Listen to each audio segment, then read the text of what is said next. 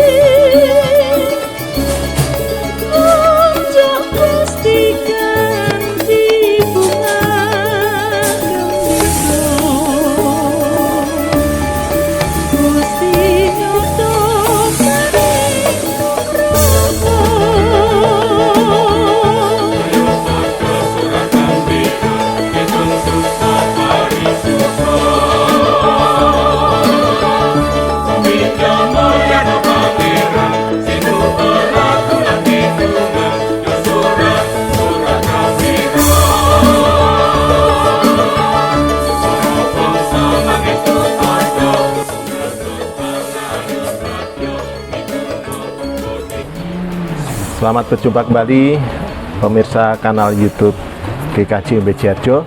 Salam hormat, salam sehat, salam semangat. Setelah sekian lama kita tidak bertemu, sore hari ini kita akan kembali mengudara melalui kanal YouTube GKJ Bejarjo. Tema pada saat ini adalah berusaha dan berdiakonia. Dan diakonia merupakan salah satu tugas dari gereja berupa pelayanan terhadap jemaat maupun juga sesama yang membutuhkan. Saat ini kita akan berbincang terkait dengan usaha dan diakonia bersama salah satu tokoh di GKJ Bejarjo yang saya kira tidak asing lagi, dikenal di GKJ Bejarjo maupun juga di Kalurahan Bejarjo. Beliau adalah Bapak Gatot Prabowo yang selain seorang pensiunan juga memiliki usaha sampingan berupa toko kelontong yang selalu menjadi rujukan bagi setiap warga di wilayah Bejarjo maupun juga di GKJ Bejarjo. Saat ini kita akan mengenal lebih dalam, lebih dekat dengan Pak Gatot Prabowo dan nanti juga akan bersama dengan Ibu Gatot Prabowo. Kita akan langsung berbincang dengan beliau. Pak Gatot, apa kabar Pak? Selamat sore, kabar baik Pak Eli. Ya, puji Tuhan. Ya, kegiatan apa saat ini Pak? saat ini ya kegiatan biasa Pak Eli, rutin melayani tetangga kewoteng jualan. Oh iya. Oke, Pak Gatot, kami dari kanal YouTube GKJ Bejarjo akan meminta pengalaman Pak Gatot terkait dengan apa yang selama ini dijalani Pak Gatot. Yang pertama, dulu Pak Gatot adalah seorang guru yang sekarang sudah memasuki masa pensiun. Boleh Ya, diceritakan betul, Pak, dulu pengalaman Pak Gatot selama menjadi guru di mana dan juga apa yang menjadi pengalaman berharga selama menjadi tenaga pendidik atau guru. Ya, terima kasih Pak Eli. Sebelumnya kalau saya ceritakan nanti terlalu panjang, jadi saya akan menceritakan singkatnya saja bahwa saya jadi guru itu menurut SK per 1 Januari 81, terus saya purna per 1 Juli 2019. Nah, Cukup lama ya Pak? ya lumayan lah. Dan saya jadi guru itu dari awal itu di SD Grogol 4 yang dulunya SD Menjering 2 sampai saya pernah ya di situ, tidak pernah pindah. Jadi guru abadi di tempat. Ada pengalaman yang sangat berkesan Pak selama menjadi guru di SD Grogol itu Pak? Boleh Ya. disampaikan Pak? Boleh dibagikan? Sebenarnya sebelum saya jadi guru itu dulu saya lulus SPG tahun 79. Terus sebelum jadi guru memang saya itu bekerja di transportasi, nyupir. Terus saya diangkat jadi guru, berhenti. Terus saya mulai aktif lagi, kembali saya sambi. Jadi sopir itu tahun 84 kembali lagi. Jadi jam 7 sampai saya di sekolah mengajar anak sampai jam 12. Zaman dulu saya hanya sampai jam 12.30. Setelah itu saya terus nyopir menggunakan mobil itu sampai, kalau truk kan sampai pagi tuh Pak. Malam bisa kerja kalau truk. Ya. Itu selama sampai berakhirnya saya jadi guru jadi sopir itu tahun 95. Terus kenapa saya itu bisa fresh kalau di sekolah walaupun saya itu kerja 24 jam. Itu saya setelah saya itu walaupun capek, ngantuk dan sebagainya, begitu saya itu masuk kelas ketemu dengan anak itu saya fresh, seneng. Karena hanya banyak ketawa tambah dengan anak-anak. Bahkan anak-anak selalu menunggu-nunggu saya. Ya, antusias ya Pak.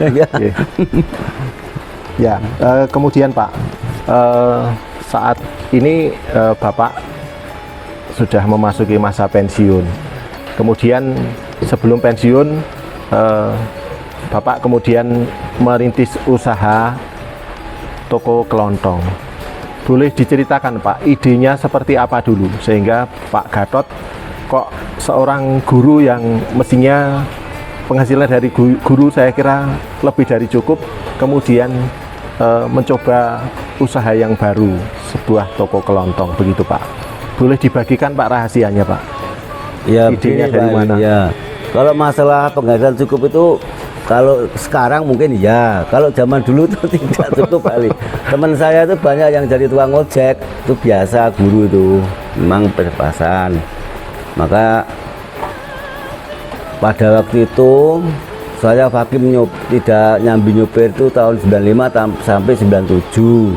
Lah istri saya pada waktu itu sebelum jadi istri saya kan memang dia sudah dagang rosok, sudah terbiasa dagang rosok. Lah pada waktu itu yang niat untuk jualan itu dari istri. Awalnya begini, istri saya itu mau minta bekerja di tempatnya kakaknya dulu. Ya, di rosok itu. Nah, saya mikir, waduh, punya anak kecil saya bekerja. Ya, walaupun ada simbah, tapi terus ya kalau nggak boleh bekerja ya saya tak jualan di rumah.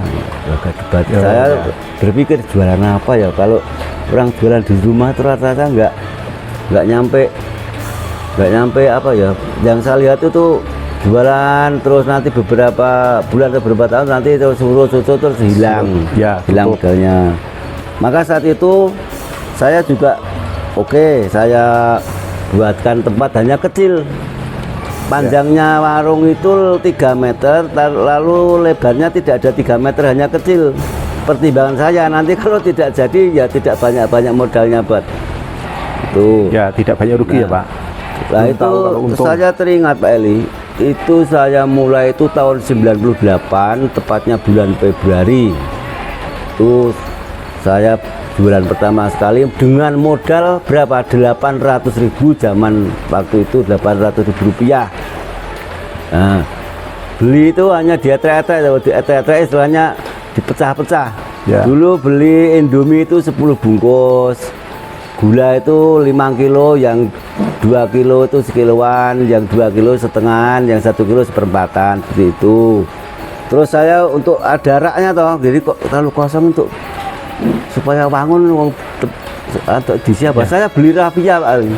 Rapiah itu susah buat diajar itu tumpuk-tumpuk supaya kesannya ya, kelihatan dagangnya banyak gitu ya Pak. Jadi Indomie itu tuh saya jajar satu munggah naik ke atas supaya dilihat dari luar itu agak banyak gitu. Modal 800.000 untuk beli apa saja tuh yang saya bisa untuk kebutuhan sehari-hari masyarakat. Itu Pak Eli. Ya, pemirsa kanal YouTube GKJ Bejarjo, saat ini saya sudah bersama dengan Pak Gatot, didampingi Bu Gatot, yang tentu akan lebih dalam bercerita tentang usaha yang selama ini dijalani, usaha toko kelontong. Apa kabar Bu Gatot? Kabar baik, ya, puji Tuhan. Kesibukan hari ini apa Bu? Ya biasa, kesibukan saya di warung. Ya.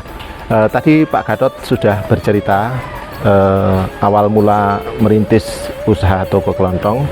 Selanjutnya Bu Gatot monggo bisa diceritakan lebih lanjut terkait dengan perkembangan usaha toko kelontong ini sampai dengan saat ini, Bu. Monggo.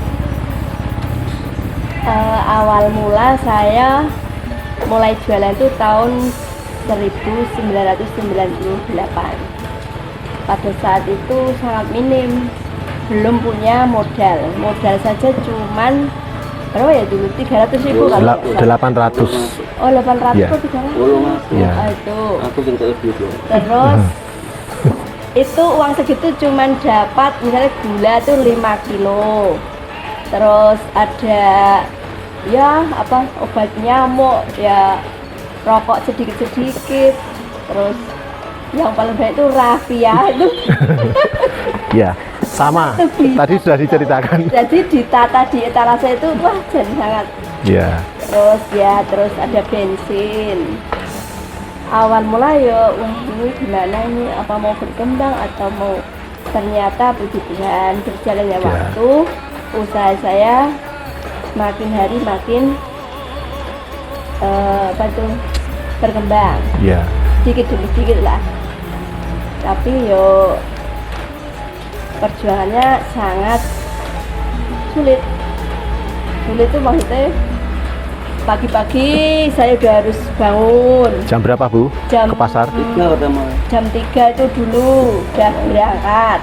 Waktu itu anak saya yang pertama yang Renata itu umur 3,5 tahun. Setiap saya mau belanja mau berangkat tuh harus lepek-lepek ke, jadi Ya. nek Renata denger motor ngeselah motor itu lari mau ikut Ya. gitu. Terus saya nek bawa motor le gledek le ngeslah sampai Menghidupkannya rumah di Pak Jarwo. ya Depan harus Pak Jarwo itu bunyikan motor 100 meter dari rumah ya. Ya. gitu. Terus ya kita lama-lama ya Rena udah semakin gede ya wis Ya. kayak manglar wis. Terus aku sendiri pakai GL nek belanja bangun-bangun itu pernah jatuh di Gong Tino Ya. jam 4 pagi loh, sendiri saya pakai GL terus bawa keronjot. Penuh perjuangan gitu. Terus saya mau nyalip, ceritanya aku nyalip ada lihat begitu malah silet ada air itu toh, ternyata lubangan itu nggak kelihatan. Ya, kalau lubang- malam kayak ada tuh, airnya. lewati saya kayak ngarep atau jualik motor itu jadi dan marep itu jadi marep kantor. Ya. Itu pengalaman yang menyedihkan ya, tapi puji Tuhan proses selanjutnya berjalan dengan baik ya, Bu. Terus lama-lama kok saya punya keinginan gimana ya nek misalnya saya kayaknya tak lihat-lihat di meja itu belum ada grosir, maksudnya pulaan. Buat pulaan bakul kecil-kecil. Terus saya berpikir tapi ya caranya ngembang ke ini usaha, tapi ya belum utang dulu tuh, belum berani utang. Jadi cuman modal itu misalnya dapat hari ini ya dibelanjakan besok, dapat besok gitu terus berkembangnya usaha itu nggak ada suntikan Dari modal. perputaran uang yang ada di toko gitu. Nggak ada Ya. suntikan modal sama sekali. Biarpun Pak Gatot ini pegawai negeri, kayaknya dulu takut utang. Ya. Jadi aku dulu tuh nggak disuntik dana berapa puluh juta gitu, enggak ya gitu. Ya. Terus kemudian berkembang menjadi pusat pulaan seperti yang sekarang ini ya, Bu. Terus lama-lama Ya. puji Tuhan, terus barang saya bertambah, pelanggan pun semakin banyak kan gitu. Terus ya itu saya ngambil untung sedikit, tapi perputaran barang cepat. Ya. Misalnya katakan beruntung 500 untung, tapi kan cepat barangku cepat habis, cepat ganti, terus nggak kadaluarsa, nggak banyak barang yang rusak juga. Ya. Kemudian kalau di pedesaan itu kan warga masyarakat punya kebiasaan untuk kemudian melakukan hajatan atau pas kebetulan ada yang berduka, ada kebiasaan kemudian membelanjakan ke toko Bu Gatot kemudian bayarnya di belakangan atau seperti apa Bu nanti pelayanan yang dilakukan Bu Gatot? Ya misalkan untuk orang meninggal misalnya, biasanya memang ngambil dulu, nanti hitungannya baru setelah selesai acara, maksudnya selesai penguburan atau terus untuk orang hajatan ya begitu. Saya bisa melayani orang yang punya hajat tanpa DP itu bisa. Ya. Jadi terima kasih mereka sudah mempercayakan pada saya. Berapapun, maksudnya berapapun jumlah belanja saya bisa melayani. Oke. Kemudian mungkin Pak Gatot dan juga Bu Gatot, pengalaman yang paling berkesan terhadap keberadaan toko kelontong Bu Gatot apa Bu, yang kemudian bisa diceritakan kepada pemirsa kanal YouTube GKJ Bejiarjo? Pengalaman yang menyenangkan yaitu banyak, maksudnya pembeli itu percaya pada saya bahwa gimana ya Pak? Bisa dipercaya. Ya, maksudnya mereka mempercayakan kebutuhannya ke Bu Gatot. Ya. Dan itu terjaga sampai saat ini. Sampai saat ya. ini. Oke. Kemudian Pak Gatot maupun Bu Gatot, sebagai akhir boleh diceritakan kira-kira apa yang kemudian bisa ditiru dari usaha Bu Gatot untuk generasi muda yang sekarang, khususnya generasi muda Gereja Kristen Jawa Bejiarjo. Pak. Kita akan lanjutkan ngobrol gayeng pada saat ini. Bu Gatot meminta izin sebentar karena harus ada kewajiban yang diselesaikan, ada setoran minyak yang datang sehingga beliau undur sejenak. Kita akan lanjut dengan Pak Gatot. Pak Gatot, boleh disampaikan kira-kira pengalaman apa yang kemudian bisa menginspirasi untuk generasi muda, khususnya generasi muda Gereja Kristen Jawa Bejiarjo? Iya, terima kasih sekali. Seperti tadi yang sudah disampaikan Ibu Mia atau istri saya tadi benar. Jadi dari awal seperti itu mula-mula berkembang dan sebagainya. Dan ini mungkin juga bisa menjadi inspirasi bagi anak-anak muda. Apa yang saya pegang sampai sekarang, bahwa saya usaha dari awal itu tanpa modal, artinya hanya uang 80.000. Jadi saya ingat sampai sekarang modal saya itu hanya apa? Kepercayaan. Dalam artian apa? Pada waktu saya pinjam atau dipinjami bakul saya yang ada di Wonosari, saya harus tepat janji. Misalnya dipinjami seharga misalnya 300.000, 3 hari ya Bu, 3 hari itu ada uang atau tidak ada uang, saya harus nyarutang.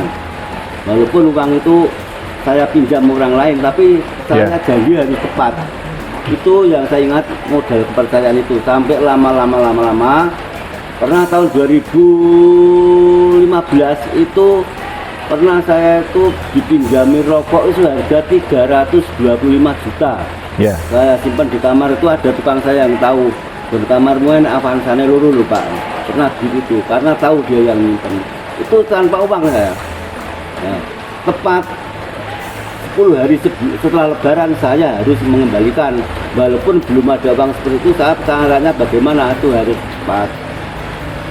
Maka kunci utama adalah kepercayaan. Kalau kita sudah dipercaya, kita harus tanggung jawab. Itu yang menjadi kunci modal utama saya, itu kepercayaan Pak. Ya, makasih Pak Gatot. Semoga ini menginspirasi bagi generasi muda, khususnya generasi muda di Gereja Kristen Jawa Bejiarjo. Ya, pemirsa kanal YouTube GKJ Bejiarjo, selain sebagai pensiunan, juga berusaha di toko kelontong, Pak Gatot juga seorang pelayan di gereja. Beliau adalah Majelis GKJ Bejiarjo. Kita akan menanyakan terkait dengan pengalaman iman beliau, khususnya selain sebagai pendidik, juga pengusaha, sekaligus juga pelayan yang ada di gereja. Pak Gatot, boleh dibagikan pengalaman iman Pak Gatot boleh di masa awal maupun juga saat ini menjadi pelayan sebagai majelis di GKJ Bejiarjo? Ya pengalaman memang begini Pak, saya itu dari guru berpuluh-puluh tahun, dan misalnya ngomongin setiap pekerjaan setiap hari, juga misalnya ngomong di rapat dusun dan sebagainya itu sudah biasa. Tapi yang memang ada aura lain kalau seorang majelis untuk beri tugas mimbar khotbah itu memang rasanya lain Pak, Ya. jauh lain. Lebih berat ya Pak? Ada nuansa Bung.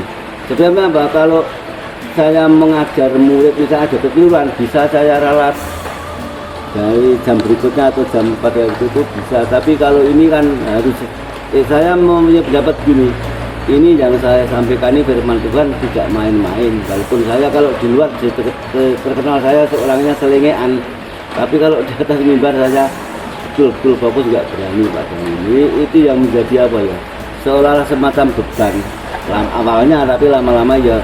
Ya. Oke.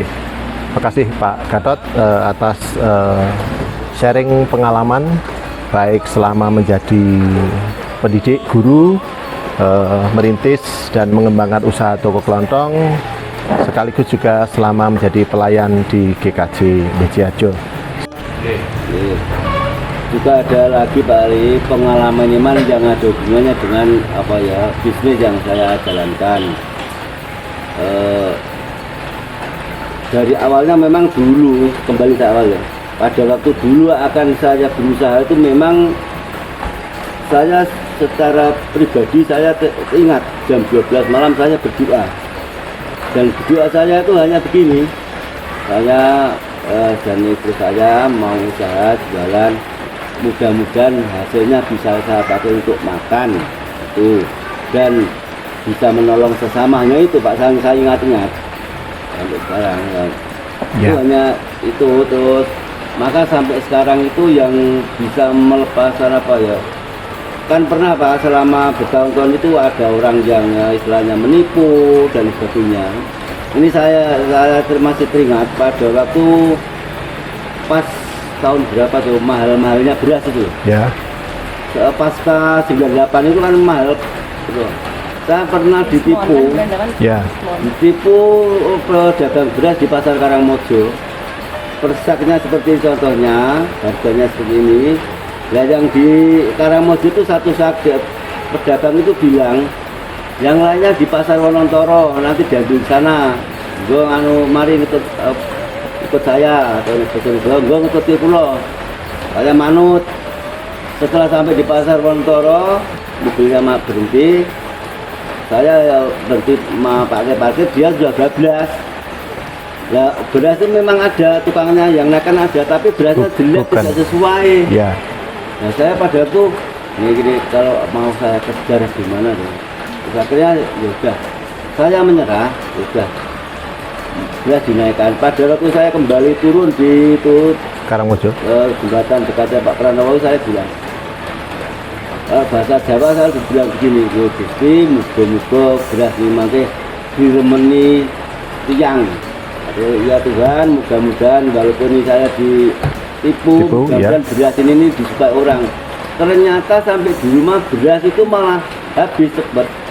Nah inilah yang menyebabkan kalau memang percaya mengono, percaya dengan Tuhan, itu Tuhan yang nanti yang. Dan saya tidak sampai orang tuh muga-muga bakul sing ngapusin jendengan, tidak seperti itu. Ya. Itu Selalu yang saya ingat itu. Pernah bodoh itu daging ya hilang. Jadi rame, walaupun hanya sekecil, orang pembeli rame seperti itu banyak yang tidak, barang tidak ada. Tapi saya begini, ya mudah-mudahan yang mengambil daging saya itu yang mungkin orang yang belum membutuhkan, bermanfaat. Ya. Hanya begitu Pak. Yeah.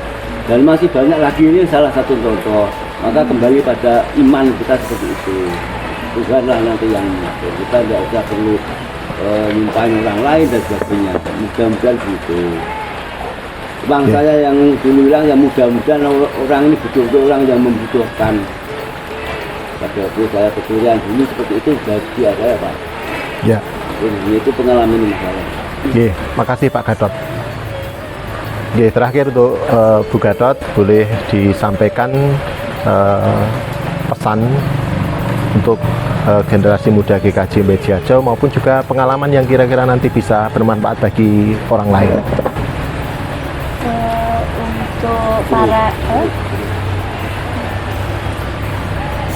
Untuk para generasi muda ya. Generasi muda, semoga apa ya,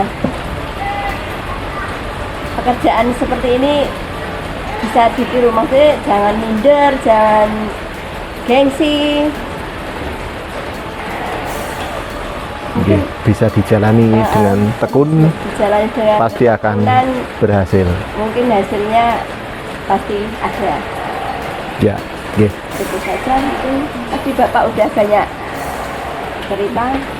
Ya, terima kasih Pak Gatot, Bu Gatot sudah berbagi pengalaman sekaligus juga berbagi ilmu kepada kami dan juga kepada pemirsa kanal YouTube GKJ Bejiarjo. Semoga semakin sukses dan Tuhan senantiasa memberkati. Amin. Pemirsa kanal YouTube GKJ Bejiarjo, demikian obrolan kami, ngobrol gayeng bersama dengan Pak Gatot dan Bu Gatot, seorang tokoh pendidik sekaligus juga pelaku usaha dan juga pelayan di GKJ Bejiarjo. Semoga obrolan kami bermanfaat dan kita ketemu lagi di obrolan berikutnya. Tuhan memberkati kita. Tuhan